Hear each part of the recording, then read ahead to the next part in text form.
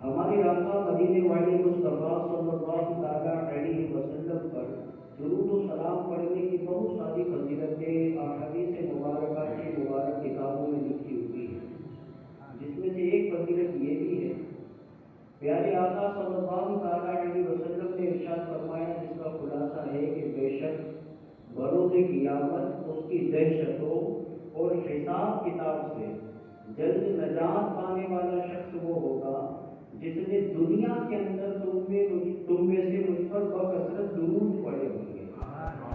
آپ غور کریں، تھوڑی دیر کے لیے سوچیں کہ ایک تو پیارے آقا صلی اللہ علیہ وسلم کا یہ فرمان کہ بے شک کوئی شک نہیں، حالانکہ ہمارے آقا صلی اللہ علیہ وسلم کا ہر فرمان ہی بے شک ہے، اور جس فرمان میں جو شک کرے وہ مومن ہی نہیں۔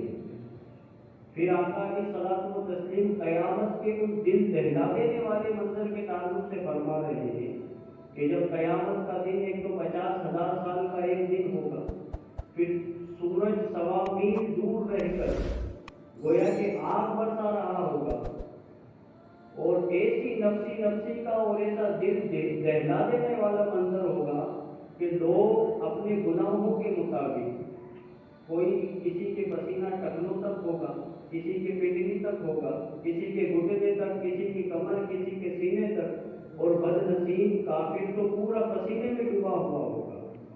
ایسا دل دہلا دینے والا منظر کہ جہاں جس منظر کو دیکھ کر حاملہ عورتوں کے بل گر جائے، اس منظر کے تعلق سے آقا علیہ السلام ارشاد فرما رہے ہیں کہ بے شک بروز قیامت کی دہشتوں اور حساب کتاب سے اگر جلد نجات پانا چاہتے ہو تو دنیا کے اندر مجھ پر کثرت سے درود پاک پڑھو، کہ درود پاک کی برکت سے انشاءاللہ قیامت کے دن اس دہشت ناک منظر کے جو معاملات ہوں گے اس سے ہمیں نجات ملے گی۔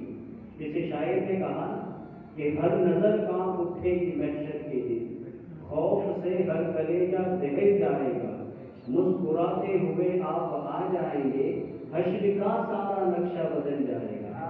آئیے ہم عشق و محبت کے ساتھ درود پاک پڑھتے ہیں، پڑھیے اللہم صلی علی سیدنا محمد وعلی آلہ محمد صلی اللہ علیہ وسلم۔ امام صاحب نے قرأت کرتے ہوئے سورۃ الزلزال کی تلاوت کی، اذا زلزلت الارض زلزالها، کہ جب زمین تھر تھراتی ہے جیسا اس کا تھر تھرانا ٹھہرا ہے۔ اب نماز ہو گئی، امام صاحب بھی چلے گئے، دیگر مصلیان بھی چلے گئے، لیکن امام اعظم ابو حنیفہ رحمۃ اللہ تعالی علیہ مسجد کے کونے میں بیٹھ گئے، اپنی داڑھی پکڑی اور زاروں قطار رونے لگے، یہاں تک کہ روتے روتے روتے آدھی رات گزر گئی، فجر کا وقت قریب آ گیا، پوری رات گزر گئی۔ جب فجر کا وقت قریب آیا تو مسجد کے اندر ایک شخص آیا اور اس نے دیکھا کہ وقت کا امام اعظم ابو حنیفہ اتنا زاروں قطار رو رہے ہیں۔ قریب آ کر کہا کہ حضور میرے ماں باپ آپ پر قربان، آپ اتنی زور زور سے رو رہے ہیں، نماز فجر کا وقت قریب آ گیا۔ آپ نے اپنے آپ کو سنبھالا، آنسو وغیرہ صاف کیے، اور اس شخص سے کہا کہ مجھے خدا کا واسطہ یہ بات کسی سے نہ کہنا۔ آپ غور کریں، وقت کا امام ہے، کروڑوں حنفیوں کے امام ہیں، تابعین ہیں، اور 4 امام جو ہے نا، امام اعظم ابو حنیفہ، امام احمد بن حنبل، امام مالک، امام شافعی، ان چاروں امام میں سب سے افضل اور سب سے بڑا مقام امام اعظم ابو حنیفہ کا ہے۔ یہاں تک کہ آپ نے تقریباً 17 یا 70 صحابہ اکرام کی صحبت بابرکت سے پیدا سے وہ مقام ہے۔ لیکن خوف خدا، خشیت الہی کا عالم کیا ہے کہ امام صاحب نے وہ تلاوت کی، اس سورت کی تلاوت کی جس کے اندر قیامت کا ذکر ہے، اللہ کریم کی عذابات کا ذکر ہے، یہاں تک کہ اس سورہ مبارکہ کی آخری 2 آیتیں کہ جو ذرہ بھر بھلائی کرے اسے دیکھے گا اور جو ذرہ بھر برائی کرے اسے دیکھے گا، پوری رات خدا کے خوف سے روتے روتے گزار۔ آپ جانتے اس آیت کا ترجمہ اور اس کا خلاصہ یہ ہے کہ جب زمین تھر تھرا دی جائے جیسا اس کا تھر تھرانا ٹھہرا ہے، اور زمین اپنے بوجھ باہر پھینک دے، تو آدمی کہے کہ اسے کیا ہوا، اس دن وہ اپنی خبریں بتائیں گی، اس لیے کہ تمہارے رب نے اسے حکم دیا۔ اس دن لوگ اپنے رب کی طرف پھریں گے کئی راہ ہو کر، تاکہ اپنا کیا دکھایا جائے۔ تو جو ذرہ بھر بھلائی کرے اسے دیکھے گا، اور جو ذرہ بھر برائی کرے اسے دیکھے گا۔ پوری رات اس آیت کریمہ اور اس سورہ مبارکہ کے ترجمے کے اندر کھو کے خدا کے خوف سے روتے روتے گزار دی۔ جانتے یہی وہ سورہ زلزال، اس کا ایک نام سورۃ الزلزلہ بھی ہے، جس میں زلزلوں کا ذکر ہے، اور ایک آیت اس کی یومئذ تحدث اخبارہا، کہ اس دن زمین اپنی خبریں بتائے گی۔ وہ خبریں کیسی ہوں گی؟ زمین کے اوپر بندے نے جو کچھ کیا، جس زمین کے حصے پر بیٹھ کر اس نے جوا کھیلا، جس زمین کے حصے پر بیٹھ کر اس نے شرابیں پی، جس زمین کے حصے پر بیٹھ کر اس نے لوگوں کی غیبتیں کی، جس زمین کے حصے پر بیٹھ کر اس نے خداوند قدوس کی نافرمانیاں کی، وہ ساری باتیں قیامت کے دن گواہی دے گی۔ گویا کہ زمین سارے بار ساری خبریں باہر پھینک دے گی کہ میرے مولا یہ تیرا بندہ ہے، اس نے مجھ پر بیٹھ کر یہ تیری نافرمانی کی۔ اس دن بندہ کہاں جائے گا؟ کئی مرتبہ یہی وہ سورہ مبارکہ ہے تو ہم سنتے ہیں، کئی مرتبہ امام صاحبان اس کی تلاوت کرتے ہیں۔ میرے دل کی کیفیت، آپ کے دل کی کیفیت اس سورت کو سن کر کیا ہوگی؟ بندہ بول رہا ہے۔ ایک بزرگ ہے، وہ فرماتے ہیں کہ زمین یعنی قبر، یہ قبر روزانہ 5 مرتبہ پکار کر کہتی ہے۔ کیا کہتی ہے؟ زمین کہتی ہے کہ اے آدمی، تو میری پیٹھ پر چل رہا ہے، ان قریب میرے پیٹ میں تیرا ٹھکانہ ہوگا۔ زمین کہتی ہے اے آدمی، تو میری پیٹھ پر عمدہ غذائیں کھا رہا ہے، ان قریب میرے اندر تجھے کیڑے مکوڑے کھائیں گے۔ زمین کہتی ہے اے آدمی، تو میرے اوپر اترا کر چل رہا ہے، ان قریب میرے اندر تو غمگین ہوگا۔ یہ زمین کہتی ہے اے آدمی، تو میری پیٹھ پر گناہ کر رہا ہے، میرے اندر مبتلا عذاب ہوگا۔ بندہ غور کرے، کون سی دنیا میں جی رہا ہے، کن خیالات اور کن معاملات میں پھنسا ہوا ہے۔ ارے یہی وہ زمین ہے، یہی وہ قبریں ہیں جن کو ہم دیکھتے ہیں، یہی وہ جنازے ہیں جن میں ہم شریک ہوتے ہیں۔ حضرت عثمان غنی رضی اللہ تعالیٰ عنہ کون نہیں جانتا، ذوالنورین کا لقب دیا گیا ہے۔ عثمان ذوالنورین، آپ کے نکاح میں میرے آقا صلی اللہ علیہ وسلم کی ایک شہزادی آئی، پھر جب ان کا انتقال ہو گیا تو پیارے آقا صلی اللہ علیہ وسلم نے دوسری شہزادی کا نکاح بھی حضرت عثمان غنی سے کر دیا۔ یہی وجہ ہے کہ جب 2 شہزادیاں یعنی 2 نور والی شہزادیاں آپ کے نکاح میں آئی تو آپ کا لقب ہوا ذوالنورین یعنی 2 نور والے۔ ان کا عالم کیا تھا؟ جب کسی قبر کے پاس جاتے، جب قبرستان سے گزر ہوتا تو آپ زارو قطار روتے، یہاں تک کہ روتے روتے آپ کی آنسوؤں سے داڑھی بھیگ جاتی۔ لوگوں نے عرض کی کہ حضور، آپ جنت اور جہنم کا تذکرہ سن کر اتنا نہیں روتے جتنا قبروں کو دیکھ کر اور قبروں کا ذکر سن کر روتے ہیں، آخر وجہ کیا ہے؟ آپ فرماتے کہ لوگوں، یہ آخرت کی سب سے پہلی منزل قبر ہے۔ جو یہاں پر بچ گیا، جو یہاں کے معاملات سے نجات پا گیا، اس کی آگے کی منزلیں آسان ہیں، اور جو یہاں پر ہی پھنس گیا آگے اور سخت معاملات ہیں۔ اب میں غور کروں، آپ غور کریں، ہم کون سی دنیا میں جی رہے ہیں؟ یہ اٹھتے جنازوں سے ہمیں عبرت حاصل نہیں ہوتی، یہ جوان لوگ جو اندھیری قبروں کے اندر جا رہے ہیں، ان کو دیکھ کر بھی ہمیں عبرت حاصل نہیں ہوتی۔ دنیا کی محبت اور دنیا کی محبت نے ہمارے دل پر ایسا غلبہ کیا ہے کہ آج ہم اپنی موت کو بھول گئے، اپنی قبروں کو بھول گئے۔ آپ سوچ رہے ہوں گے محفل تو شادی کے تعلق سے ہے، اور یہ قبر کا ذکر کیوں ہو رہا ہے، یہ آخرت کا ذکر کیوں ہو رہا ہے؟ یاد رکھیے، جب نکاح پڑھایا جاتا ہے اور امام صاحبان خطبہ نکاح دیتے ہیں تو اس خطبہ نکاح کے اندر ایک آیت کریمہ کی تلاوت ہوتی ہے، بسم اللہ الرحمن الرحیم، یا ایھا الذین آمنوا اتقوا اللہ حق تقاتہ، اے ایمان والو اللہ سے ڈرو جیسا کہ اس سے ڈرنے کا حق ہے۔ اور تقریباً 3 آیتیں قرآن پاک کی نکاح خطبہ نکاح میں ہوتی ہے، تلاوت کی جاتی ہے، اور 3 ہی آیتیں خدا کے خوف سے ڈرنے کا حکم دیتی ہے۔ بندہ خدا کے خوف سے ڈرے گا تو اپنے یہاں کے شادی کے معاملات کو شریعت کے مطابق سر انجام دے گا۔ جب بندہ خدا کے خوف سے ڈرے گا تو شادی کے معاملات میں ڈی جے بجانے سے بچے گا۔ جب خدا کے خوف سے بندہ ڈرے گا تو بیوی کے حقوق ادا کرنے میں پہل کرے گا۔ جب خدا کے خوف سے بندہ ڈرے گا تو ماں باپ کی نافرمانی سے بچے گا۔ جب خدا کے خوف سے بندہ ڈرے گا تو مسجدوں میں آ کر نمازیں قائم کرے گا۔ جب خدا کا خوف بندے کے دل میں داخل ہو جائے گا تو انشاءاللہ تمام برائیاں، تمام خرافات اور تمام غلط کاموں سے وہ بچنے میں کامیاب ہو جائے گا۔ ارے آج بندہ مسجد کے امام سے تو ڈرتا ہے مگر خدا سے ڈرتا ہے یا نہیں ڈرتا؟ خود غور کرے۔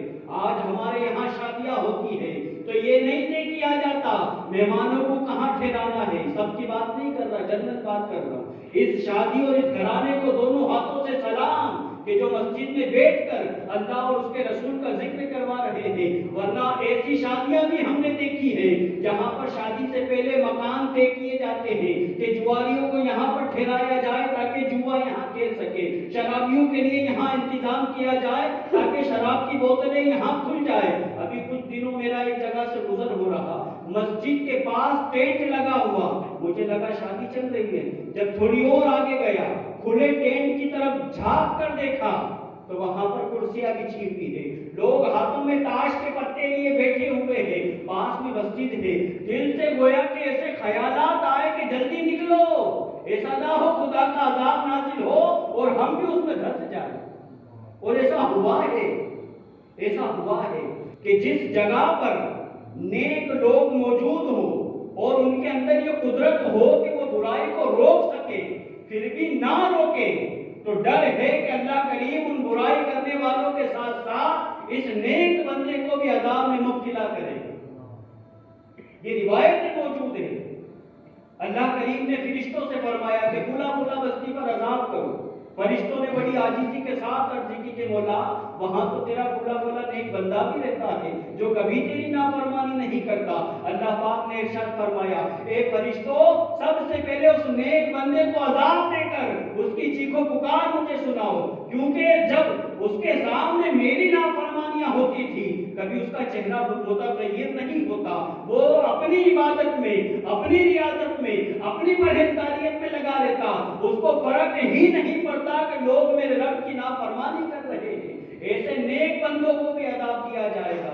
اے میرے محترم اسلامی بھائیوں، جب بھی شادی کا موقع آئے نعت مصطفیٰ پڑھواؤ، تلاوت قرآن کرواؤ، غوث پاک کا ذکر کرواؤ، خواجہ خواجگان کا ذکر خیر کرواؤ، بزرگان دین کے مناقب بیان کرواؤ۔ جب یہ سارے کام ہوں گے تو ہم پر، ہمارے گھر والوں پر، ہمارے محلے والوں پر خداوند قدوس کی رحمتوں کا نزول ہوگا۔ ورنہ یاد رکھیے جہاں پر ڈی جے بجتے رہے، ناچ گانے ہوتے رہے، خدا کی نافرمانیوں کا بازار کھڑا ہوتا رہا اور اللہ ناراض ہو گیا، اس کے پیارے حبیب روٹھ گئے تو کہیں منہ دکھانے کے قابل نہ رہیں گے۔ کہ یہاں پر کہیں سے بارات آئی، مسلمان کی عورتیں ڈھول کے اوپر برقعے پہن کر ناچ رہی، برقعے پہن کر، اور اس بارات کی بد نصیبی یہ رہی کہ جو لٹاتے نا پیسے تو وہ پیسے چھٹے مانگنے میرے پاس آ گئے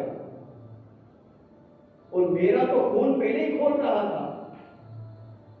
اللہ کے گھر میں بیٹھ کر کہہ رہا ہوں، میں نے اس بندے سے کہا لگتا ہے اس بارات کے اندر ایک بھی مردی کی اولاد نہیں۔ یہ جملہ میں نے اس سے کہا ایک بھی مردی کی اولاد نہیں، کہ جس قوم کی بیٹیوں کو اسلام نے پردے کا حکم دیا تم پردہ پہنا کر ویشیاؤں کی طرح بیچ روڈ پر نچوا رہے، یہ جملے میں نے کہے۔ اور میں نے اس سے یہ بھی کہا کہ چلا جا ورنہ بارات مصیبت میں پڑ جائے گی، کیونکہ ہم کم سے کم جتنا کر سکتے اتنا تو کریں، آج نہیں کرتے۔ ہمارے گھر کے پاس رات رات بھر ڈی جے بجائے جاتے ہیں، ڈھول تاشے بجائے جاتے ہیں، بیچارے بوڑھے حضرات نیند کی گولیاں لے کر نیند کو بلا رہے ہیں، دعوت کہہ رہے ہیں کہ نیند آجا ہمیں سکون ملے، لیکن یہ ڈی جے کی بنیاد پر ان کی نیندیں خراب ہو رہی۔ ایک ایک دن کے، ایک ایک ماہ کے، 5 ماہ کے چھوٹے چھوٹے بچے جن کے دل کی دھڑکنیں ان ڈیجوں کی آواز سے دھڑک رہی. آپ غور کریں. ارے نکاح کے وقت شادیوں میں لوگوں سے دعائیں لینی چاہیے. آپ غور تو کریں, جس مریض کو گولیاں کھا کے سونا پڑتا ہو, آپ کے یہاں کے گانوں سے اور دھومک چپڑیوں سے اس کی نیند خراب ہو رہی تو کیا دعائیں نکلیں گی؟ کسی حالت میں دعائیں نہیں. اور جب دل سے بد دعائیں نکلتی ہے نا تو وہ سیدھے عرش اعظم سے ٹکراتی ہے. اس لیے کسی کے ہائے نہ لو, کسی کی بد دعائیں نہ لو. ارے علماء تو بیان کرتے ہیں کہ نعتیں بھی اتنی تیز نہ بجواؤ جس سے پڑوسیوں کو تکلیف ہوتی ہو. یہ ہمارا اسلام ہے. ہم کون سی دنیا میں جی رہے ہیں, ہم کون سے خیالات میں جی رہے ہیں؟ پیارے اور محترم اسلامی بھائیوں, اچھا پھر بزرگان دین کی شادیاں دیکھیں. ہمارے آقا صلی اللہ علیہ وسلم نے تو یہاں تک ارشاد فرمایا کہ نکاح کرنا میری سنت ہے, اور جو میری سنت سے انکار کرے وہ ہم میں سے نہیں. سوچیں نکاح کی اہمیت کتنی ہوگی, نکاح کی فضیلت کتنی ہوگی. یہاں تک کہ آقا علیہ الصلوۃ والتسلیم نے ارشاد فرمایا کہ جو یہ چاہتا ہے کہ وہ غنی ہو جائے تو اسے چاہیے کہ وہ نکاح کر لے. نکاح کرنے سے بندہ اگر غریب ہے تو مالدار ہو جاتا ہے. اور یہی وہ نکاح ہے کہ جب نکاح کرتا ہے تو اس کا آدھا ایمان مضبوط ہو جاتا ہے, آنکھوں میں حیا پیدا ہوتی ہے, بدکاریوں کے اڈوں کو ویرانیت کا ذریعہ بنایا جاتا ہے اس نکاح کے ذریعے. مگر آج یہی وہ نکاح ہے جو ہزاروں گناہوں کے حوالے کر دیا گیا. آج مسلمانوں کی شادیوں میں تاش کے پتے کھولے جا رہے ہیں. فقہائے کرام فرماتے ہیں, روایتوں میں لکھا ہے کہ جس مسلمان نے تاش کے پتے ہاتھ میں لیے پھر وہ بندہ مسجد میں نماز پڑھنے کے لیے حاضر ہوا اور اس نے نماز سے پہلے پانی سے وضو کیا تو اس نے پانی سے نہیں بلکہ خنزیر کے خون سے وضو کر کے نماز پڑھی. آج مسلمان تاش کے پتے یا دل کے پاس سینے کے اوپر کے جیب میں لیے گھوم رہے ہیں. کتنے نوجوان جوان بچے بلکہ 18 17 سال کے بچے یہ سٹا لگا رہے ہیں, جوا کھیل رہے ہیں, بدکاریوں کے اڈوں کو آباد کر رہے ہیں. اس کے پیچھے اچھا وجہ کیا ہے؟ بنیادی وجہ ایک تو تربیت کی کمی, دوسری علم دین کی کمی. بعض لوگ علم تو سیکھتے ہیں مگر تربیت سے پورے ہوتے ہیں. تربیت طبیعت تبدیل کر دیتی ہے. تربیت کا بڑا کردار ہے. آج بعض لوگ کہتے ہیں ارے صاحب میرے بیٹے کو بھولا شخص نے بگاڑ دیا. کیوں بگاڑ دیا؟ آپ کی تربیت ایسی نہیں تھی. آپ کی تربیت غوث پاک رضی اللہ تعالی عنہ کیا یہ اپنے ساتھیوں کے ساتھ نہیں گھوما پھرا کرتے تھے؟ غوث پاک ایک مرتبہ اپنے بچپن کے ساتھیوں کے ساتھ کھیل رہے, غیب سے آواز آئی, عبد القادر ہم نے تمہیں کھیلنے کے لیے نہیں بنایا. بزرگان دین کا بھی تو بچپنا تھا. آج کئی ایسے علماء ہیں جو اپنے بچوں کو اپنے ساتھ رکھتے ہیں, ان کی تربیت کرتے, بیٹا یہ کام نہیں کرنا, بیٹا ایسے لوگوں کی صحبت میں نہیں لینا. اگر بندہ اپنے گھر میں یہ پرورش پائے گا, یہ تربیت پائے گا کہ تجھے شرابیوں کی صحبت میں نہیں رہنا, تجھے جواریوں کی صحبت میں نہیں رہنا, تجھے سود خوروں کی صحبت میں نہیں رہنا, تجھے ماں باپ کے نافرمان والے لوگوں کی صحبت میں نہیں رہنا, جب یہ ساری نشاندہی ہم اپنے گھر سے کریں گے, مجال کسی کے ہماری اولاد کو بگاڑ دے. کہیں نہ کہیں کمی ہے, کہیں نہ کہیں ہماری کمی ہے کہ ہم اپنی اولاد کی صحیح تربیت نہیں کر پاتے.